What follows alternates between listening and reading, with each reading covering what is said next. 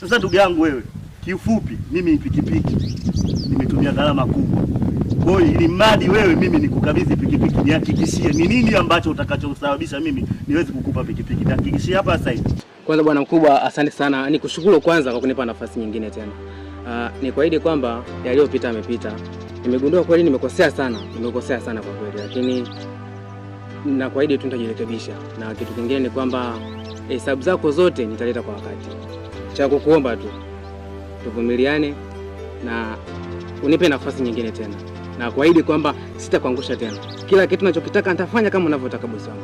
Yaani sio kama mimi nishakukubalia kukupa pikipiki, hapana. Mimi ninachotaka wewe unihakikishie ni nini utakachokifanya mimi nipate kukuamini tena. Maana ushanitia losi ujue.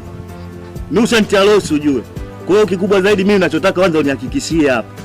Nakupa pikipiki, ni nini utakachosababisha mimi nikupe pikipiki? Ni kipi ambacho kitasababisha nikuone umebadilika? Mabadiliko yangu ni kwamba mimi naahidi kuacha vyote vile ambavyo nilikuwa navifanya hapo awali. Hadi mademu. Mademu sio vitu vyangu, sema wananisingiziaga tu bosi. Wanapokwambia wananisingizia tu, lakini mimi ninachokuahidi kuanzia sasa nabadilika. Kingine ni kwamba mimi niko lazi hata sasa hivi tukaandikishane. Ili mradi tu naamini kwamba mimi nakufanyia kazi kama unavyotaka wewe. Kikubwa tu unipe kazi tu. Nachokuomba ni kazi tu, unipe kazi. Kwa sababu mimi na familia nategemewa. Maneno mengi usiyaongee. Mimi nitakukabidhi pikipiki. Tushakaa miaka mingi, tushafanya kazi miaka mingi. Japokuwa ulikuwa unanisumbua lakini chombo yangu ilikuwa salama. Japokuwa ukiwa mara indicator hakuna lakini yote chombo yangu bado ilikuwa haikuibiwa, ilikuwa salama. Mimi nitakupa pikipiki. Wala usijali. Hilo sio. Nakushukuru sana bosi wangu. Nakushukuru sana. Pikipiki hapa kama unavyoiona. Nafikiri unaijua mwenyewe, ushaiendesha. Iwapo pikipiki haina shida yoyote. Wewe endelea na kazi.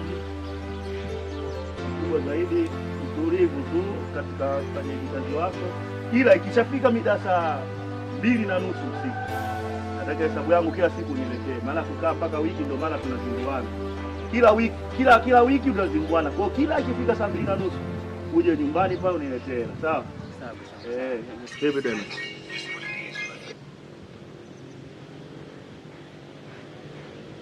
Halo. Samani mteja. Halo. Safi, kwema? Kuna sehemu nipo hapa, nilimetabiria hapa mara moja hapa.